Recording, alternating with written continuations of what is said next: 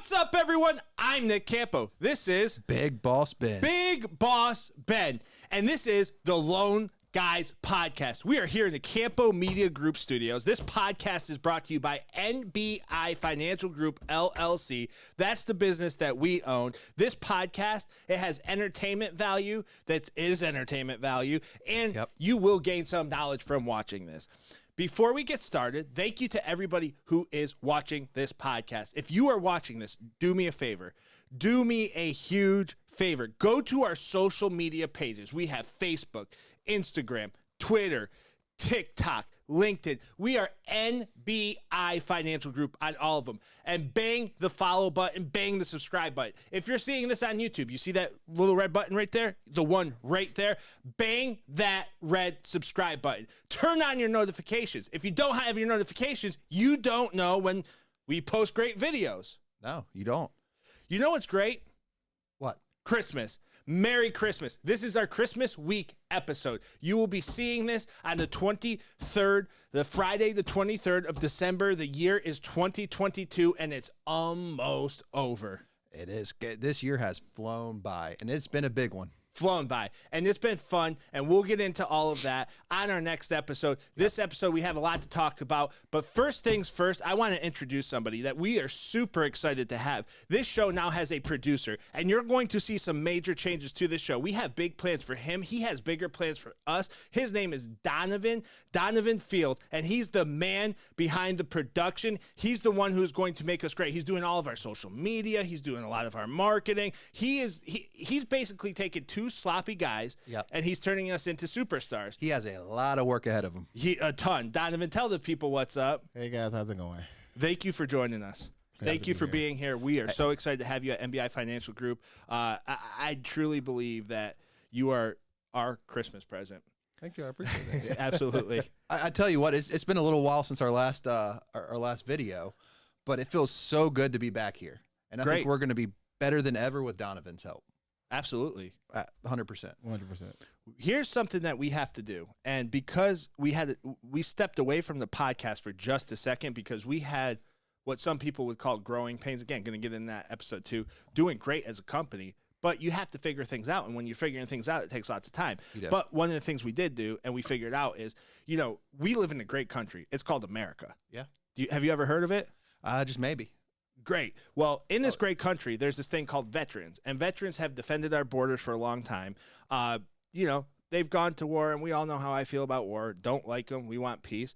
But they've made us the freest nation on the earth. Not always free, but the freest nation on the earth. So we sponsored on 11/11. We were one of the sponsors for the Veterans Day golf tournament at River Hills Country Club. So one of the things that we promised the veterans was if they put their name in this little jar, that we would, on our podcast, we would pull out a name and do a giveaway.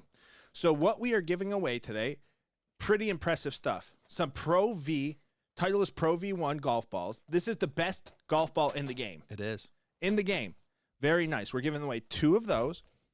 Freedom Mortgage, shout out Freedom Mortgage. Jolie, thank you so much for helping sponsor the tournament. Freedom Mortgage, the biggest VA lender in America, $100 gift card. And then, you know what else we're giving away? Looks like some Amazon. Some Amazon cards. Do you know how much they're for? I do not. $200 each. Big money. It's the season of giving, baby. It is. It's the season of giving. So, and if anyone deserves it, it's our veterans. It is our veterans. So we're going to go ahead and we're going to draw names. Ben, do you want to shake this up for me and I can draw the name? Sure. The first thing we're going to do is give away a Pro V1 golf balls. And our first winner, Tom Miletto. Tom, we got your information here. I really appreciate you dipping your name in the hat. You get a box of Pro V1 golf balls. So we'll put this with the golf balls. All right, Ben, shake them up again. We don't want anyone thinking we're cheating now. Oh. I saw you peeking. I'm trying not to get 4 of them. Mike Davis. Awesome. Awesome, awesome. Mike, you get a box of Pro V1 golf balls. All right, Ben, shake them up again. We're giving away the $100 gift card.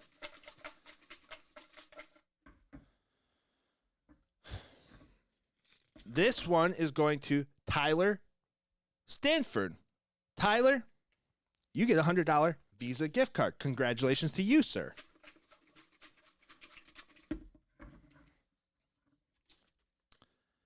Rob McKinley, you get a $200 Amazon gift card. Merry Christmas, sir.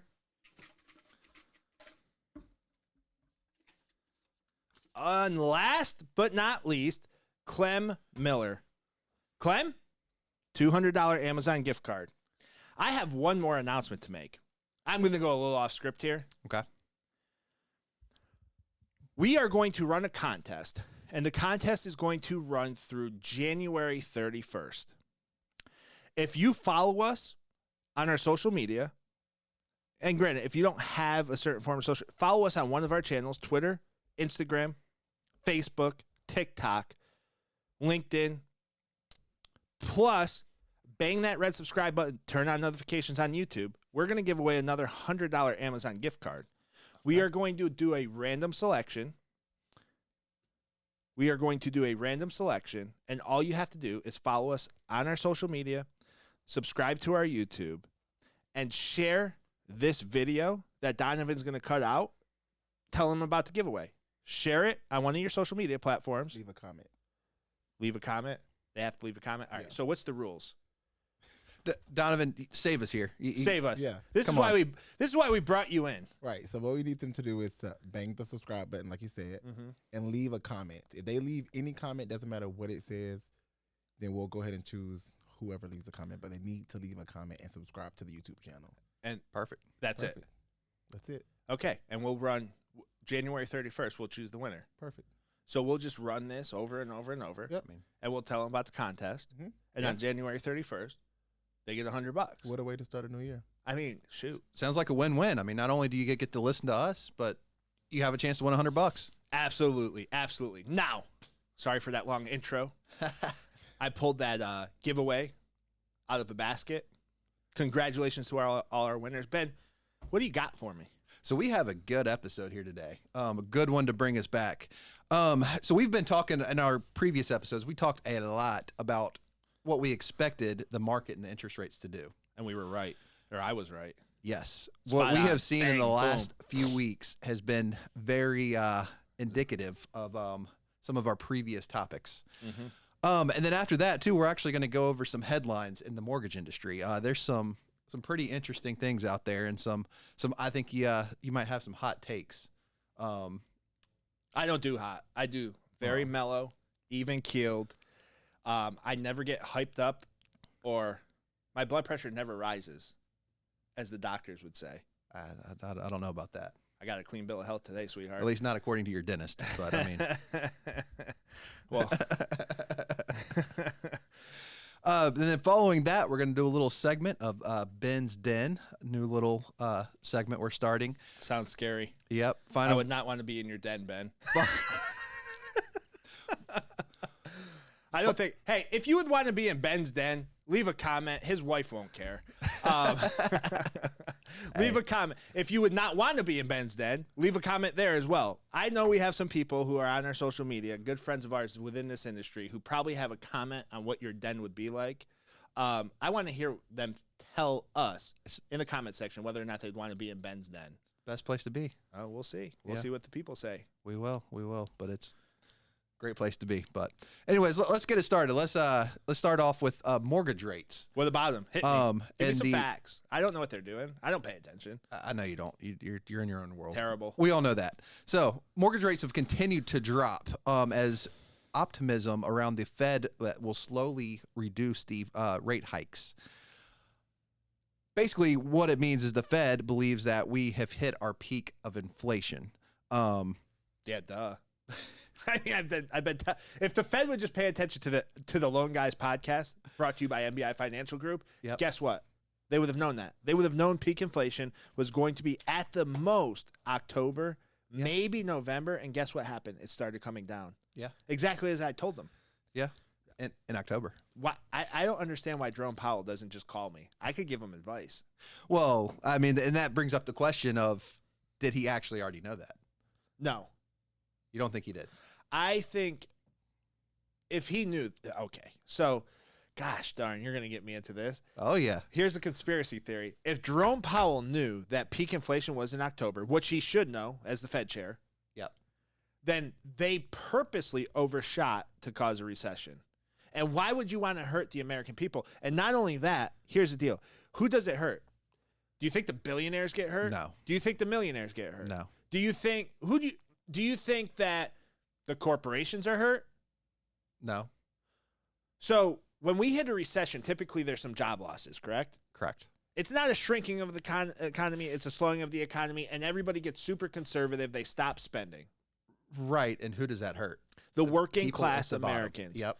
And what it is, and you're watching this happen, and anybody who doesn't believe me, you can go and look it up. This is factual information.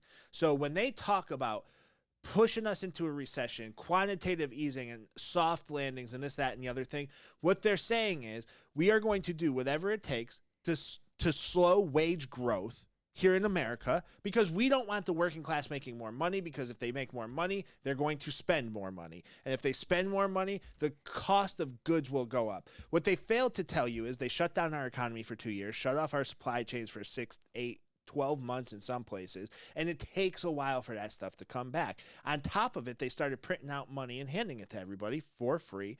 The printing of government money causes inflation. They sent how many billions and trillions of dollars, probably at this point, billions of dollars at least, to Ukraine. That was printed money. When you do that, that money is going to get spent and prices of goods are going to go up. Yep. Plain and simple. That's what's going to happen. They're talking about another I think it's 1.7 trillion or billion. I don't remember. Fact check me on that, but sending even more over there. And just so everyone knows, this is not my stance on. I'm not pro-Ukraine. I'm not anti-Ukraine. I'm not pro-Russia. I'm not anti-Russia. What I am is a realist. So you're giving out all this aid, and granted, people need it in instances, right? Because you took their jobs away. Yeah. You shut down the economy. Hindsight's 20/20, right? So whether it was good or bad that they did that, we'll leave that. But that's what caused inflation. And then you had the supply chain stoppage, and then you had people still spending money that was given to them, right? You had people able to work from home, moving to different areas. A lot of things were happening. Right. So there was a high supply. There was a lot of money. Interest rates were being held down low because nobody knew what happened. They didn't want the economy to blow up. Yep. And here you are. You have inflation. So now what the government's saying, instead of fixing our supply chains and our money printing issues and everything else, how about we do this? We cause a recession so people get laid off and they have to dig into their savings and they stop spending money and they get more conservative with their money. It doesn't hurt anybody but the working class. That's the part that kills me. It's not the big businesses hurt, it's the small business. It's not the big Elon Musk is not hurt by this. Right. You know who is hurt?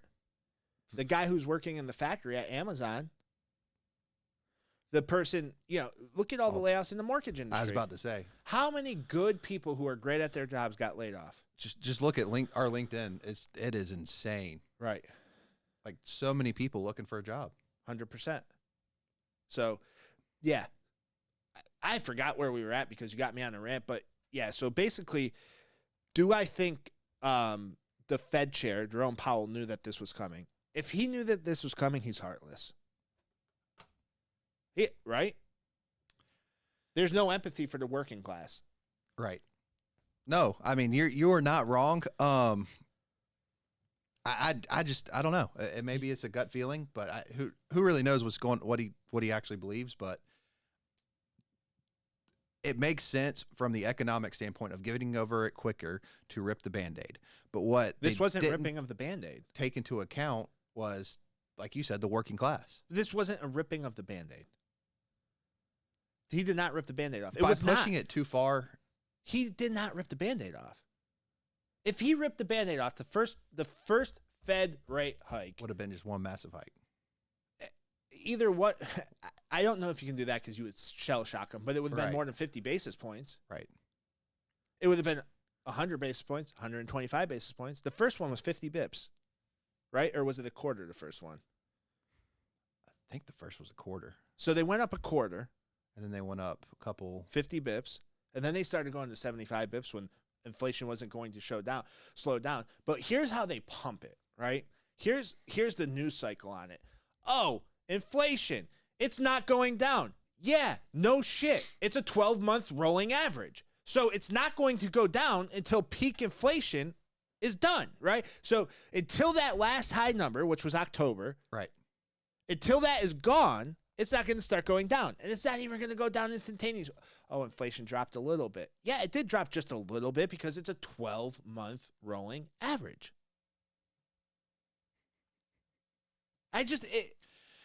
Educate people, man. And that's kind of my thought is that he has to know that. So what was the thought process behind it? I think he was slow to react. Was it that? Was it he was afraid of backlash? Was it politically inspired? I mean, I don't know. We don't know. This is all speculation. This is all with our tinfoil hats on of. I would be interested to hear what other people think. Yeah. Like, why did Jerome Powell wait so long to hike the interest rates? Why did he let it go so long? And now why does it feel like he's overshooting it and it's going to cause a recession? Do I think it's going to be a massive, painful recession? I necessarily don't think that. I don't think that anybody who's in power wants it to come to that. No.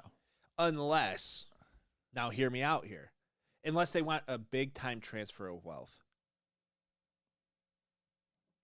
Where are you going with that? I'm saying that in 2008, there was a massive transfer of wealth. And it was transferred out of the working class hands to big corporations, billionaires. They bought up properties. Anybody with money, they had cash reserves on hand. And when they saw that massive dip in pricing in the housing market, what'd they do? Buy up, mass buy. Who lost? The people holding real estate. If they sold. Who didn't, correct. If they sold. Correct. Who didn't have the cash reserves to wait it out. Right. 100%. Yeah. So that's who lost. And maybe they want to transfer wealth. I don't know. That's conspiracy theory. I don't even know if I believe that. I believe that maybe if you had to ask me and said, Nick, what do you believe in this second, in this day, in this time, as you sit here on this great show, The Loan Guys, if you asked me what I believed, you want to know what I tell you? What? I believe that they're incompetent. I think that we have a ruling class in this country that doesn't know what they're doing. I thought you said didn't have any hot takes. Is that a hot take? I mean, that could be considered one. I think that a lack of change is a good thing in certain instances. So in business, right? Right. If you kind of know what's coming and what to expect, you can run a pretty prosperous business and keep people employed. Yes or no? Yes. So if you're raising interest rates and you're causing a deceleration of the housing market, now you don't want mass appreciation on the other side either, right? Yeah. But if you know what you're doing from an interest rate standpoint, and we can argue back to previous administrations and previous Fed chairs that they didn't know what they were doing either, because technically during the Trump administration, you should have had higher interest rates. Yeah. Right? Right. But like you said earlier, too, with COVID and everything, COVID was at the end of that presidency. And granted, before people get super political, this has nothing to do with the presidents. We're talking about administrations, and maybe it does. Maybe the presidents put pressure on the Fed chair, which I'm sure they all do. Yeah.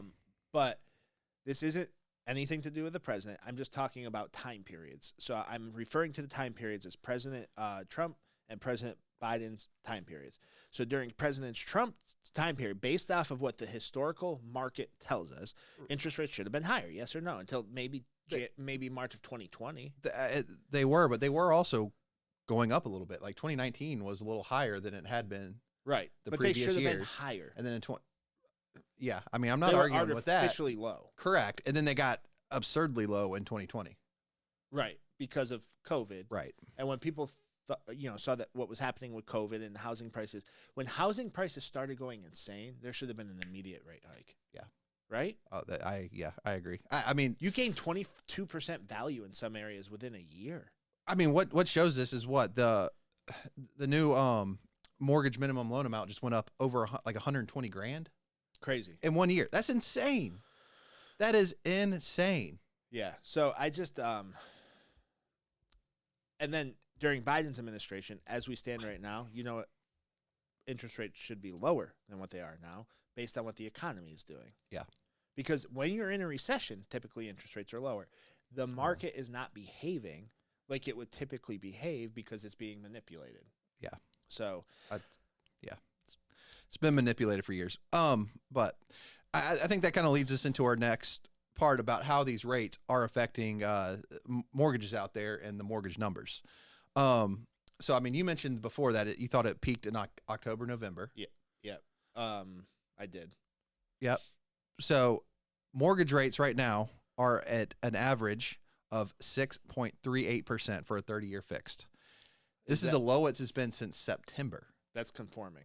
Correct. Right. So we are back down. If we're looking at like his bell curve with October, November being the top, we are on the downtick of that. Do you think it's going to keep going down? I do. I think the closer we get to the second quarter of next year, the lower the rate's going to go. I think we're going to be, by December of next year, 5.25% on the conforming rate. Okay. So that's 2% lower than where we were at peak rates. Yeah. For a 30-year fixed, right? Like we were seeing 7.25, 7.5. Yeah. I mean, I agree with that. I don't think we're going to go back down to the 3% anytime soon, but I think the lowest we'll get is between 3.875 and 4.5. And 3.875 is a paper 800 credit score. That's my guess. Yeah. Yep. So, but what that has done is actually applications are, refinance applications even are up 6%. So here's what I see. That's for December, right? This week. It is. Week over week. Correct. So week over week, refinances are up 6%. How much of that is cash out refis to pay for Christmas? I can't see it being many rate terms. It has to be cash out. Right.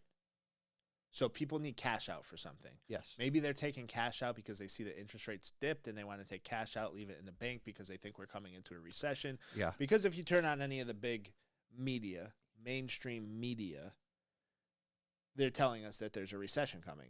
We've been in a recession since July. Yeah. I mean, we have, and I mean, people still have historic amounts of equity in their homes. And they're taking them out just in case. Right. Bad idea. Yeah. Yeah. In my opinion. Yeah. Unless there's a life event or something along those lines, I think it's a bad idea. So they're up 6%, paying for Christmas. I saw something the other day that I was reading that you're seeing the shrinking of savings accounts and more people buying on credit. Yeah. That speaks to what I'm talking about. You're hurting the working class. Yeah. Because all the job losses, and it hasn't caught up to us, and those CPI numbers that they come out with, and the jobs, and this, that, and the other thing, you have to dissect those numbers. You can't just look at the total number and you say, okay, what's happening here? And they're causing a recession. And the question is why? I just don't understand it. Like, why wouldn't you do other things to control inflation? Because there are other things you can do, like stop printing money. Because not only printing money, it decreases the value of the American dollar. So that's first and foremost. It right? does. Correct. And the more you decrease the value compared to, here's my big worry is that the petrodollar is going to be gone. Yeah. I mean, in the whole currency, that's a whole other topic. Right. So yeah, I don't know. This is a big subject to unpack. The question to the viewer is: do you think that they're causing a recession on purpose, or do you think that they're incompetent? Let us know. I mean, yeah, it's look, it's all opinionated. I mean, who really knows what they're doing? It's a big time opinion. So. Right, it is, and I mean, and that kind of also goes into how much control does the Fed really have over the printing of money? They actually print it, but at the same time, like, how much pushback can they actually have when they said, "Hey, we need to print more money to send to Ukraine"? It's the government, though. Yes. Well, they vote on it. Congress has to vote on it. On who to elect. Correct. No, but they have to vote on whether the budget increases and things of that nature. For the budget, do they vote on printing more money though? They go to the Fed and ask for more money. Correct. And why can't the Fed say no? I think they can, but I don't know. That's also who puts picks them for their position. So can they really say no? Wait, hold on. Hold on. I mean, You're telling me there might be a conflict of interest in our government when it comes to money? Just maybe. Wait, hold on. So are you telling me that politicians might be just a little bit corrupt? I didn't say that. I did. And I don't care what side of the aisle you sit on. They're corrupt. Yeah. We aren't going to get into politics on this show, but there's corruption in this government. There's corruption in every government. There's corruption all the way down to lower levels. There's corruption in day-to-day life with everybody you deal with. Not everybody's corrupt, but if you've lived life, you've run across a corrupt person. So, that's not a surprise at all. But yeah, tell us what you think in the comment section. Does the Fed know what they're doing? Are they causing a recession on purpose, or are they just incompetent? That'll be interesting. That's a good poll. That's a really good poll. Are we able to put a poll up? Yeah, Donovan puts poll-ups up all the time. On, Donovan, can you put social media? Yeah. Put a poll up. Does the Fed know what they're doing, or are they incompetent? Something along those lines. I would be interested. Is the Fed causing a recession on purpose, or are they incompetent? That's what we're gonna poll. Yeah, poll that. Okay. And we'll look at the wording and stuff, but I want to poll that. Okay. I'd be very interested to see. I am as well. That's a really good question to kind of see what the public, what everyone thinks. Absolutely. So, all right, I think that's a good time to segue into our next topic on headlines in the mortgage industry. Like, comment, subscribe. So, before we get into the next segment, do us a favor. Like, subscribe, turn those notifications on all of our social media. Facebook, TikTok, Instagram, Twitter, YouTube. Comment below. And comment below, right? Comment below this video. Tell us your thoughts on the Fed, what you think of Jerome Powell. We want to know. We really do. We really do. But bang that red subscribe button. That's how you win the $100 too. That's right. And you got to comment. And you get to listen to us. And turn your notifications on because we're constantly posting videos. Ben, what else you got for me? All right. So the mortgage headlines. Let's start with this one. And this is a little different. So it's actually about the NBA. So a new rivalry has been born in the NBA. Matt Ishba, the owner of UWM, United Wholesale Mortgage, the biggest mortgage company in the United States. Right. Is reportedly... And only in the broker channel. Yes. The biggest, mortgage lender, period. Right. Not just wholesale, period. That's what I'm saying. Yeah. Biggest mortgage lender. And the reason I say that is not because I'm drinking that UWM juice that everybody likes, but we're mortgage brokers. We're better than retail lenders, including banks. Hands down. And we went from 8% market share like 5 years ago to 22.6 as of last week. And the biggest mortgage lender in the entire country is only in the broker channel. Yeah. Which is also known as the wholesale channel. Because brokers truly are better. And it's a cliche now in the social media brokers side, are but truly better. Brokers are, it really hashtag is. Brokers are better. We all know that. Right. Now, right quick before we get to the headlines, if you're a retail loan officer and you want to make more money and have more support and more options, hit me up. Hit me up. Tell us in the comment section. Send us a private message. I'll bring you aboard. I'll build the whole team around you. I'll do things that retail couldn't even imagine in their wildest dreams. No. Reliance First Capital would never be able to do this. Lower rate, lower closing costs. I mean, just a better experience for your clients. But working overall. with us, a support staff. Yeah. Somebody like Donovan, who's going to design all your social media, help you do it, personalize it, customize it so it's authentic to you. Right. So all your people know what you're doing. You'll see an uptick in business just because of that. I mean, yeah, and not only that, but partnering with your realtor partners, giving them that added value. Not to mention being able to say yes to more. Yeah. Who wants to say yes to less? Right. I'm not a no man. I'm a yes man, like the movie. Bring it on. So hit me. What's this headline? So Matt Ishba is reportedly with his brother Justin purchasing the Phoenix Suns. Boom. Yeah, that Phoenix Suns owner got in a little bit of hot water. Yeah, a big old scandal there. But Yeah, he was forced to sell the team, so Matt Ishbia is buying it, and that Phoenix Suns and Cleveland Cavaliers game is going to be the biggest rivalry in the NBA. Except the Phoenix Suns are actually good. Right. I mean, it's going to be a blowout. Well, actually, but Cleveland's good this year too. Well, here's the deal. So, what people for people who don't know not what as we're good as talking about, Phoenix. Dan Gilbert, owner of Rocket Mortgage, formerly Quicken Loans, and Matt Ishbia, UWM, two of the biggest lenders in the country, 1 and 2. Right. 1 and 2. 1 and 2 overall, 1 and 2 in wholesale.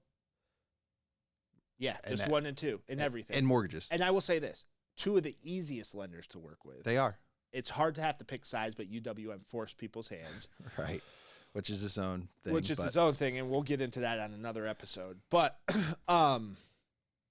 huge rivals, and it dates back to the Michigan days. So there's a lot of lending up in the Detroit, Michigan, Pontiac, Michigan area.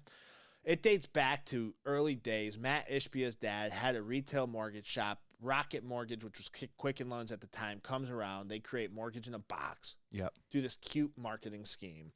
And Matt, from my understanding, and don't quote me on this, I have to look into all the details. If I'm incorrect, let me know in the comment section.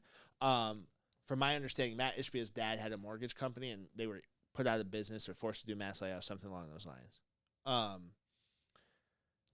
It really drove them into the ground. They had to leave the retail channel, and that's how UWM kind of got into the wholesale channel. From my understanding, don't quote me on that, but it's something along those lines. There's been a personal vendetta there ever since. Part of the reason that some people say that UWM was like, nope, you're not doing business with Rocket anymore if you're doing business with us, and we'll sue you over it. And they put like a big disclaimer in your contract with UWM. Right. Is because this rivalry's been going on. There's the whole thing that happened with AIM and Anthony Casa and all that with Austin Nemec, president of Rocket. Listen, we aren't getting into all that on this episode, but This is a family show. I don't think it is, but but anyway, we will get into that. But long story short, there's a rivalry there, and there's been a rivalry there, and part of the reason that Quicken or Rocket went and sponsored the arena. I think it's the Rocket Mortgage Michigan State Spartans, where Matt Ishbia played college basketball. He sponsors the college basketball thing. Next thing you know, you can't do business with both. Fairway got thrown in there as well. Huge rivalry. Now, Matt Ishbia, who's been trying to buy a sports team for a long time, was actually trying to buy the Denver Broncos, which would be a cool sports team to own. I didn't know that, but that would be awesome. Right, that would be a really cool sports team to own. Imagine being in Colorado, all the free gummies you could want. Marijuana is not illegal there. Yeah, I've heard. Oh. Yeah, I don't. Maybe we're not a family show. I'm not condoning the use of marijuana unless you really like it, but freedom of choice, people. Freedom of choice. I'm kidding. I like to tell jokes, but yeah. So he was trying to buy the Denver Broncos. He's been trying to get into professional sports for a while. Phoenix Suns are open for sale because Robert Sarver's a jerk. Yep. And he bought them, and I think it's going to be great, and I think he's a winner. Yeah. I do. I just think that there's certain people in life, whether you like them or you don't, they win. And he has a team there to win. So Right. 4.2 billion. Just over $4 billion, but it also included the WNBA team too. Right. So both teams in Phoenix. I wonder if they forced him to buy that. Who wants to buy a WNBA team? I think it was linked under the same. Yeah. I'm gonna get a lot of backlash for that one. Buy one, get one free. But seriously, have you ever watched girls basketball? I'm just kidding. I'm kidding, people. Buy one franchise, get one free. Yeah, buy one. It was like our season tickets for the Hornets when we first bought one. Buy one. The Bobcats. Right. First off, it was buy one season, get one free. So here's the deal. Here's the question that becomes: what's that do for the broker channel? I mean, it adds a lot more. I think that's huge. Publicity. Oh, absolutely. Because Rocket Mortgage is a mortgage company, and you got Rocket Mortgage Arena in Cleveland. Right. Rocket Mortgage, the consumer can go directly to Rocket Mortgage and get a loan. Correct. The consumer can't do that with United Wholesale. I will say Rocket treads carefully when not pushing one or the other. But you will stay defending Rocket, and I hate it. But at the same time, you're right. I mean, they have a retail channel. Like they have loan officers, they have I will say this until I'm blue in the bankers face. out there. They compete with me directly. Correct. They have mortgage bankers who will compete with you for their retail channel. We almost lost a loan to them. Yeah, we did. Literally was competing back and forth, and they were trying to undercut us. Let me ask you a question. If you're sitting watching the Clemson, South Carolina game, and congrats to your Gamecocks this year, and Rocket Mortgage sponsors ESPN, pops up on the screen, and then the following Monday, your wife's like, hey, I'm pregnant with child number 3, and you live in a 3-bedroom home, and you need another bedroom, and you're like, I need to buy a house, and you're thinking, oh, man, well, yeah, on Saturday I was watching Rocket Mortgage. And you Google mortgage companies, and Rocket Mortgage is the first one to pop up. Are they pushing you to a mortgage broker, or are they pushing you to a banker? Usually a banker. You're going to a banker. Right. Unless it. You go to a banker first. They pull they take your application. They take your credit. And what some people at Rocket would say is if you were in the broker channel previous, Yes. it gets sent back to you. Which, from my time there, that was always the case, and that was a big deal. But I'm still competing with you directly. Right. Because my neighbor, Joe Blow, he's never gone to the broker channel. I'm in my local community staying active. I can work with Nick or I can work with this national lender. Some people will just be like, oh, national lender, I see them all over TV. They must be legitimate. Not realizing that you're getting hit with an extra 1% fees on the back end. Yeah. And your closing costs are going to be higher. And the person you're talking to is probably less qualified than you or I. Definitely less qualified. They don't get a. Oh yeah. Speaking of qualified, you don't even get a qualification with them. You just get a. They literally look at your application, send it out. They have no clue. So stop arguing for Quicken or Rocket. They should just left their name Quicken. Yeah, they should have. But they couldn't. You know why? Because they weren't the quickest anymore. So they couldn't be Quicken Loans. Listen, Rocket's a great company to work with. As you can tell, that is going to be a big basketball game. It's going to be huge. Well, it's going to be huge in the broker community. Oh, it will be. So it really will be. Yeah, I good for Matt Ishba. Absolutely. Great for Matt Ishba. Great for the broker community. I like the broker community. I work in the broker community. I'm sure I'll get some texts from people saying, hey, you sound like you drank the Kool-Aid. No, I didn't drink the Kool-Aid, but I will tell you this. United Wholesale is better than everybody else, and I wish they weren't. Yeah, I agree with you on that. I mean, they just are. I agree with you on that. So, all right. So let's go on to any more thoughts on the basketball? I have some thoughts, because I know what the next topic is, so I think we need to move to the next topic, and I have some compare and contrast. Gotcha. Thoughts. Okay, we'll do that. So, yeah, we'll go to the next topic. This one, another sports topic regarding NASCAR and the driver Jesse Iwuji. No, that's the team. Okay. That's the team. That's the NASCAR team. Jesse Iwuji Motorsports. Right. All right. Partially owned by Emmitt Smith, one of my favorite football players ever. He's an owner in that. Another sports topic. There you go. Yeah, I love sports. Yeah. So, anyways, Jesse Iwuji Motorsports did not get the payment they were expecting from their sponsor EPM because Equity Prime Mortgage. Correct. Equity Prime Mortgage, who we're partnered with. We are. We've done some good business with them. They have a great DPA program. It's a true. They do some great things. It's a true day one equity program. 100%. It's not like those government backed ones. It's actually different and it's good for the consumer. They do some very good things. We've had some really good experiences there. But anyways, they did not pay the Jesse Iwuji Motorsports, and reportedly because of they had some margin calls. Explain what a margin call is. So that basically a margin call is when you have borrowed money on your assets and it depreciates to a point where the investor comes back and says, all right, you don't have enough equity as you used to. You need to pay some of it. So EPM, Equity Prime Mortgage, basically said that they could not afford any longer to pay Jesse Iwuji Motorsports because they had to pay this investor back. No, Eddie Perez, the owner of EPM, said that. Correct. And he said, and I quote, yes, my apologies for the shock and awe of but the margin call wasn't expected nor justified, to be honest. However, in business, it is what it is sometimes when someone can hurt you. It is what it is sometimes when someone can hurt you. And that was a text message that was sent to whoever it was trying to collect the money for the motorsports company. To some executive at Jesse Iwuji Motorsports, correct. And those text messages were then leaked, and you can find them online. And it turned into a lawsuit as Jesse Iwuji Motorsports proceeded to sue EPM. Well, and here's what happened, too, behind the scenes was, hey, I understand what you're saying. Can you at least pay us through December while we look to find somebody else to sponsor us? And no was the answer. Stop making payments. Didn't pay through December, and maybe that would have made this all go away. So we got to get into Donovan. Is it okay if we get into the rumor mill? Is it all right if I get into the rumor mill? Yeah, go ahead. I've reached out to some people. Okay. At Equity Prime. Some people behind the scenes, some people that we know, some people not with Equity Prime who know other people who might have some information on this. Right. A little bit of inside info. No. Potentially. No. We're not calling anything on this show inside info. We're going to call it unsubstantiated rumors. Okay. There's nothing, we don't fact check. We're not journalists. I just want to make that extremely clear.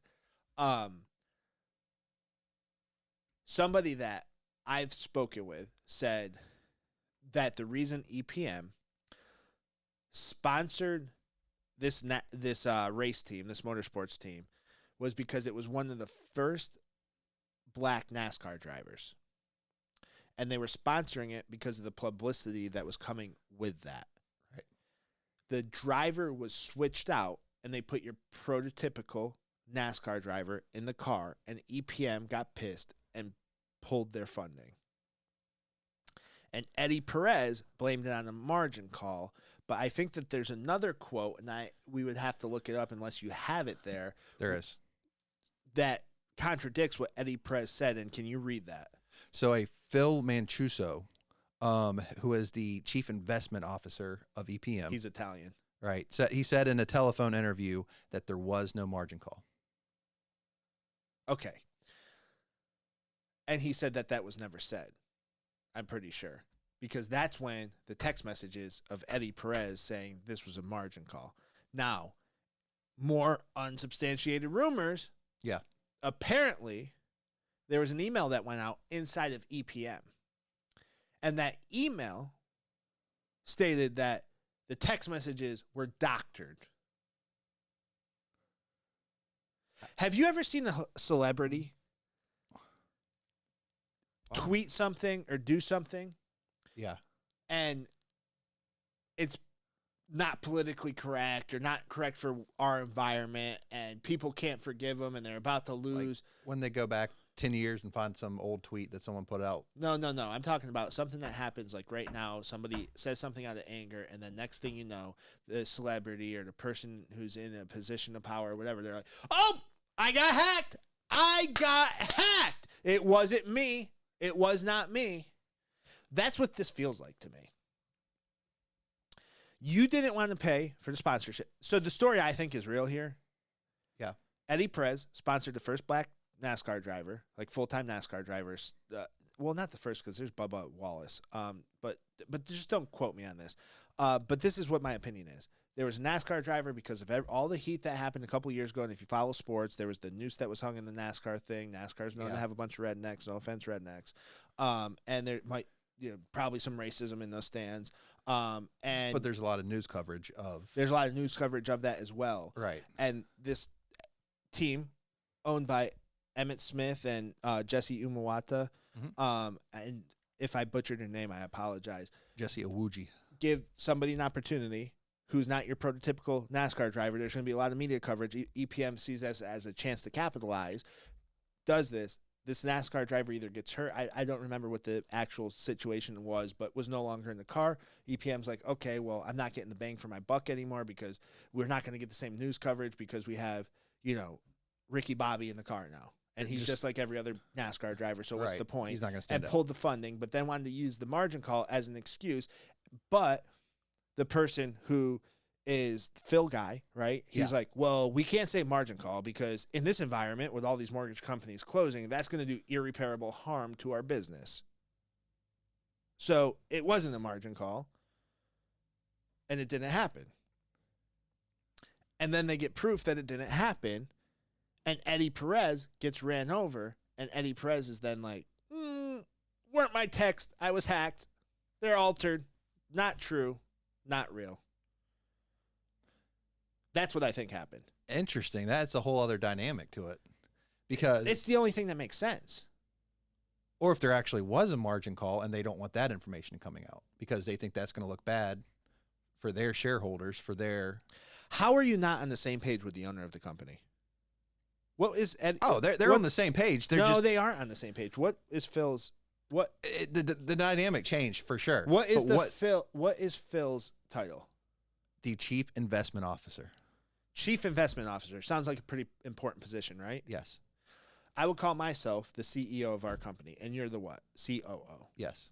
And you're setting up all the operations and doing all of that, and we're expanding our business, correct? Correct. So as an owner and CEO of the company, which Eddie Perez is, yes, do you think his Chief Investment Officer is on... Do you think this would ever happen, first off?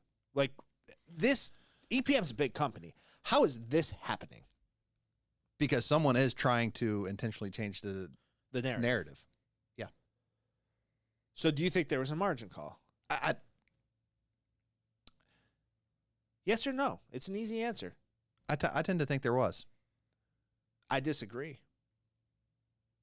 I don't think there was a margin call. Because there's a narrative, because there's a reason to have push either narrative. You get what I'm saying? The margin call would have had to been in July before everything was blowing up. You think there was a margin call in July? There very well could have been. I don't think there was. They sued in September, which means they hadn't been getting payments for a while. The margin call would have had to been earlier in the year. Maybe it was before July. I mean, think about it. For them to stop, they didn't stop payment in September, and then the lawsuit happened in September. They stopped payment. There was conversation. There was consulting with attorneys. And then there was a lawsuit in September. There was negotiating back and forth. Hey, can you pay through end of December? Trying to settle, whatever, yeah. So, do you still believe that there was a margin call? The environment wasn't... So, all the companies and stuff that started shutting down, it was August. Late August, early September, some into October. Sprout was the first, but look at the companies that were shutting down and getting margin called. They don't do non-QM, do they? No. Okay. So they do VA, FHA, USDA, conventional. Right. I mean, they have some lower credit score stuff but it still is not. But you look at the non-QM. I just don't see the margin call happening then. Yeah. I'm sorry, I don't see it. I think that somebody said that, and Phil is covering up. Maybe they are on the same page. Maybe Eddie's like, no, we got to walk this back. I don't know. I don't know. And that was my topic is, hey, maybe there's other issues with their actual investors or anything else about talking about a margin call and about their future of their company with other lenders going out of business. And now then they came out and said, all right, we need to fix this. We need to muddy the water so people don't think we're in jeopardy. I think a $2.2 million per month sponsorship. Yeah. You know how much money's in the mortgage industry. That's nothing for a big time lender. That's nothing. Yeah. So my whole thing is Matt Ishba just bought a $4 billion sports franchise. Yeah, $4.2 billion. Yes. So my whole thing is this. If there was really a margin call, do you think that $2.2 million made that much of a difference? No. Nope, that's a good point. It just doesn't make sense. I think he was mad that the NASCAR driver got switched, and he, out of anger, pulled it. Man, I hate doing this, but I'm going to do it anyways. It was not a smart decision. And he reacted in anger. And you know how I know? You know how I can recognize that? From personal experience? Personal experience. Personal experience. Plain and fucking simple. Oh, excuse my language. We don't edit this show, Donovan. Leave it in there. So much for being a family show. No, seriously, though. From personal experience. How many times have you seen me act in anger? But the difference is I wouldn't walk it back like that. And I'm not sure if Eddie might see this. Yeah.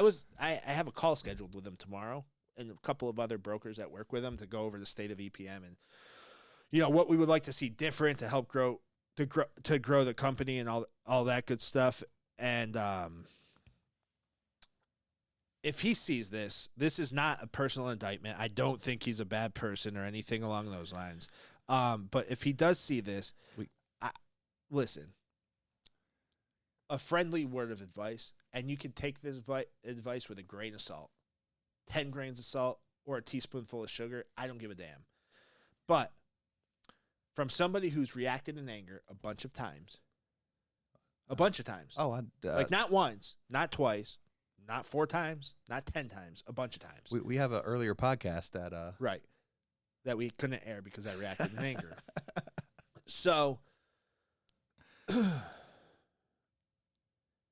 if you make a mistake and you text something and that something's factually not true and it's getting you into a legal situation, one of the things that I've always said is a man's word is their honor, or a woman's word. If you break your word, especially when there's a contract, and then you're trying to walk it back saying there wasn't a margin call because now you're hurting your business, it is better to come out and admit your mistake. Or how about this? Today's environment. Tell me I'm crazy. Somebody speak up if I'm crazy when I say this. And if you think that I'm crazy or you think I shouldn't be saying, just say it. Or you come out and say, hi, I'm Eddie Perez. I am a minority in America, and I was sponsoring another minority in America, and they pulled that minority from the team, and I don't agree with them pulling him from the team or him not driving in this car anymore. So I will no longer support that team. I think that would have hit better than saying, hey, margin call.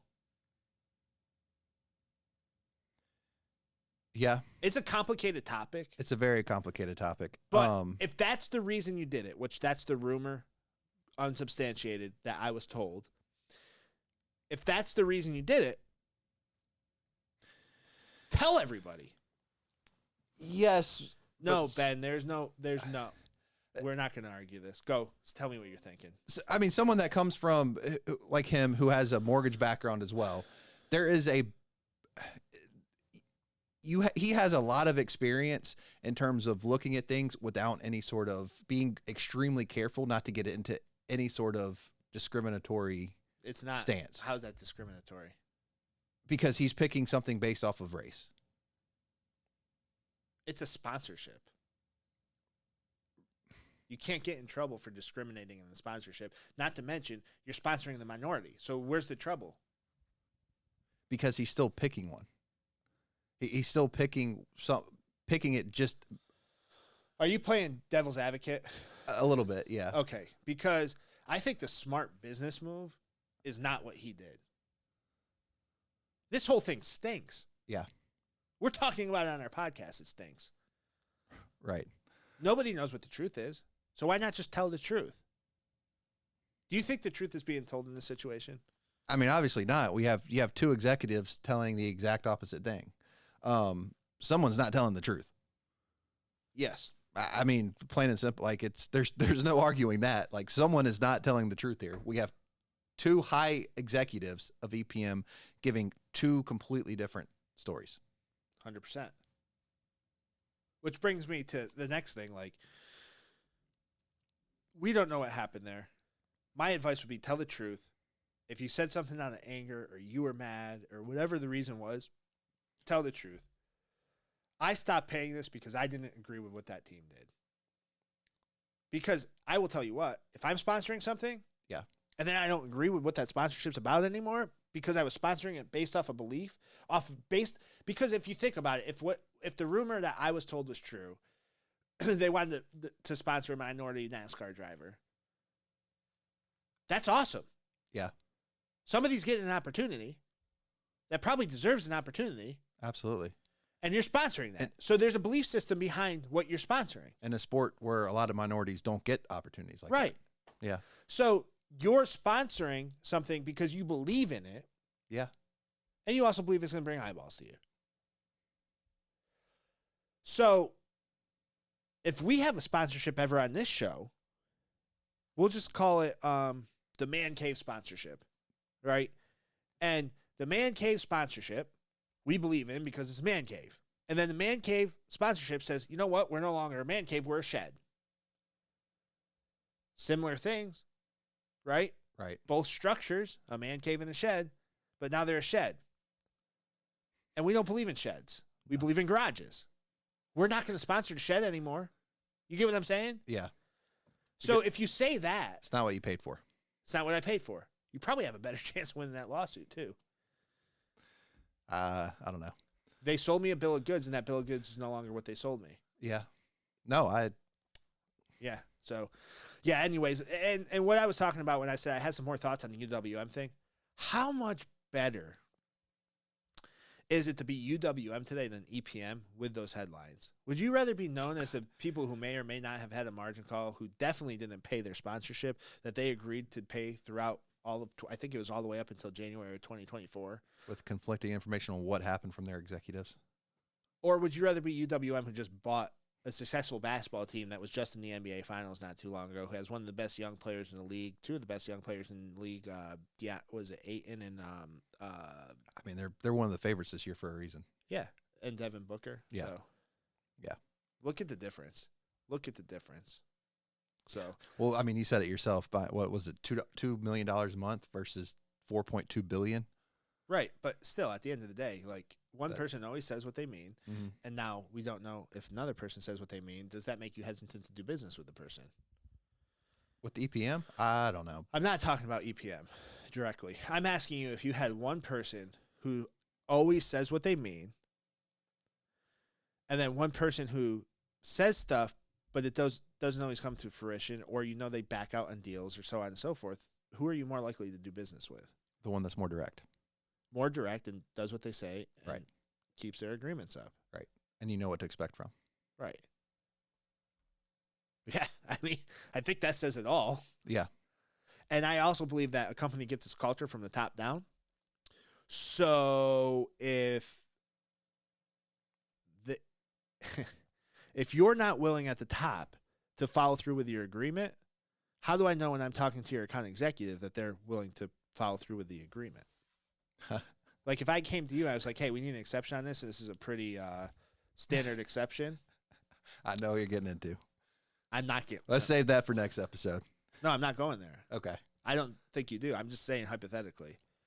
And I want to hear afterwards what you think I'm getting into, because I'm not getting into anything. I don't have a thought past this thought. But Oh, nothing about a lender adding exceptions and changing their guidelines mid-process? No, not yet. Okay. Because I don't think the situation that we're thinking about different companies. Yeah. Okay. Yeah, no, I wasn't going there. We'll go there next episode. But I do think that I am less likely to trust the company who doesn't follow through with their sponsorship. Yeah. Not that I won't trust them. We still send business there. Yeah. But I will tell you, if there's a hairy deal that we have to ask for an exception on, I'm probably not bringing it there. I'll probably bring it to the one I trust first. Yeah. I mean, EPM, like, we just got a loan clear to close there in less than 2 weeks. I mean, they're Great company. yeah. So, great process. Not the best ever, but not the worst either. Right. So, but if you know what you're doing as a broker, you get it done. So, Ben, Absolutely. that's the difference between good publicity and bad publicity. Is publicity a bad thing? Any publicity a bad thing? I don't think so. I think it's good to be in the headlines. But I also think that the way the owner responds Says a lot. says a lot, and Eddie hasn't responded. The silence speaks volumes, because the only thing he can say is, hey, margin call never happened, I lied, which he probably can't say because of the lawsuit. So, hey, listen, if you are watching this, thank you. Go ahead and bang that red subscribe button, turn on the notifications, and comment in the comment section right now. Ben, they need a comment right now. Comment now. Better do it. In the comment section. Do it quick. And then go on our social media, Facebook, Instagram, Twitter, and TikTok, and LinkedIn, NBI Financial Group on all of them. All right, next segment. Donovan, how are we doing on time? By the time we wrap this episode. Wrap the episode. I think we have to do All it. right. We promised the people. Yeah, we'll have to. Ben's Den. Ben's Den. Oh, we're going to do that. Okay. Yeah, dude. All right. So I just want to take this moment, my moment in my den here, to give a shout out to This is my den. what? Not this You wanna chair. Explain to the people what This Ben's chair Den is mine. Ben. So Ben, this is what's Ben's Den? it's a segment where I can give a little bit of glimpse of my thoughts on the mortgage industry. This is my time to talk. For 5 minutes. Right. 95% of the time, this guy's over here running his mouth, but It's true. this is my time. So I just want to take this time to give a little shout out to the broker side of things, because we are different. We've already spoken about the how we have lower rates, lower closing costs. But one other thing is we actually care about the client. It's not just a number. We are able to look at you more as a person, look at your situation, and actually care about that. Because something that really means a lot to me is we got a letter within the last week from a former client of ours. Never a former client. Client for life, dog. Oh, right. But a client that we were able to help. Yes. Recently. Recently. Very recently. Correct. We worked the loan for free. We did. Actually at a loss. We did, because and so the realtor helped as well. There were a lot of people that went into this. Shout out Josh Derrick. Absolutely. A lot of people went into this to make sure this client got his home. It was not the easiest situation, but No, it was hard. it was a tough loan to get closed. Oh yeah. But this client deserves his home. Right. And we were able to get it done We were. for him. At the end of the day, he got his home. First-time home buyer, absolutely ecstatic, and he hand wrote us a card thanking us for it. You cried. It Brought puts tears more to your eyes. well, yeah, but it puts more into perspective about why we actually do what we do. Because we care. Exactly. We were able to help someone. This is something that you would not get from a retail broker. They would not have spent the time and energy to get this closed. It would not have closed Right. with anyone else. No, it wouldn't have. We've closed several deals Absolutely. that no one else will close. I think the first deal we ever closed, the first $1 million deal we ever closed. Yes, that's the one that Nobody ever. no. The first deal we ever closed. That too. Yeah. There's been several Mm-hmm. that just your everyday retail broker out there, or retail lender out there would not have taken the time, not have put the energy to actually look at the person, the client buying the home. And then digging into guidelines. which you Absolutely. did. Absolutely. And that I just want to take that time to shout that out and say, hey, this is why we do it. And this is why brokers are better. Exactly. They are. And They are. plain and simple.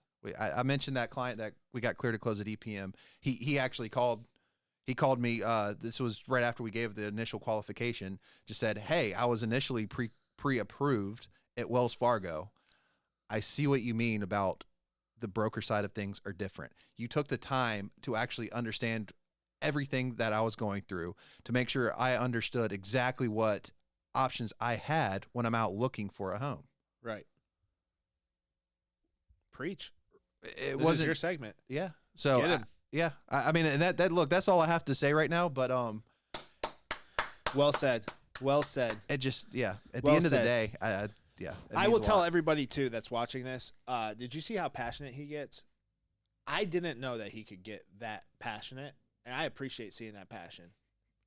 I'm being serious. I mean, the letter brings it out too. Like it really reiterates why we do things. I know. I listen. I've been screaming this from the mountaintops. Brokers are better. Right. Period. Yes. Period. Hands down. So that's all we got, right? Absolutely. Last chance to like, subscribe. You better do it now. If Leave a not- comment. Yeah. Chance leave to a win comment. $100. Right. $100 gift card, Amazon. Right. So let's go ahead and let them know that they need to like the video, Like the video. comment below, Comment below. and leave their Instagram name because we have to get in contact with them Instagram. some name. way, shape, or There form. we go. And don't forget to subscribe to the channel. God, Bang that red subscribe what button. will we do Boom, without Donovan? boom, bang that red subscribe button. Donovan, you make things so much easier. This show is not as smooth, so salute to you, sir. We can't wait for our next episode. Oh, and one last thing, and we're going to say that at the beginning of the next episode.